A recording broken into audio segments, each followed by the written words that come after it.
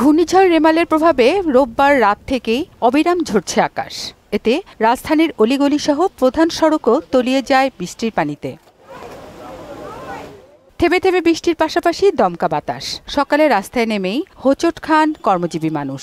থই থই পানিতে সয়লাভ চারিদিক।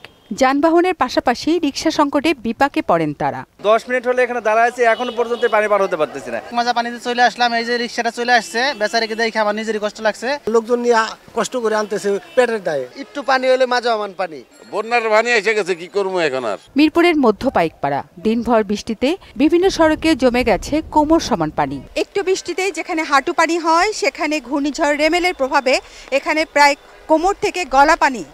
এখানে মানুষের যাতায়াতে মহা দুর্ভোগ, যে দুর্ভোগে তারা অসীম কষ্ট করছে। কাজ শেষে ঘরে ফেরা মানুষদের চোখে মুখে একরাশ বিরক্তি ও হতাশা।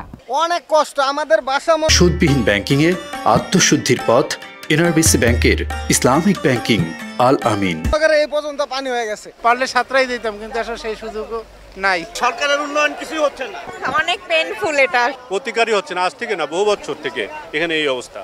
এই সুযোগটা ভালোভাবে কাজে লাগান ভ্যান ও রিক্সা চালকরা। ভাড়া হাঁকান দ্বিগুণ। ভাড়া যদি 20 টাকা থাকে, আমি তো যে সকালবেলা যখন বের হয়েছি তখন আমার কাছ থেকে 50 টাকা নিয়েছে। ভাই কষ্ট বেশি, 20 টাকা। যে তুলনায় পরিশ্রম হয় সেই তুলনায় আমরা টাকা নিচ্ছি। ব্যবসা হচ্ছে হালকা পাতলা। বৃষ্টি হলে কেন পানি রাস্তায় জমবে? সাথে সাথে ড্রেনেজ সিস্টেমে যদি উন্নতি হয় তাহলে আমাদের খুব বেটার হয়। রাজধানীর জলাবদ্ধতার সমস্যার স্থায়ী সমাধানে কর্তৃপক্ষের কাছে মিনতি জানিয়েছেন নগরবাসী। সুরাইয়া মুন্নি, মোহনা সংবাদ, ঢাকা।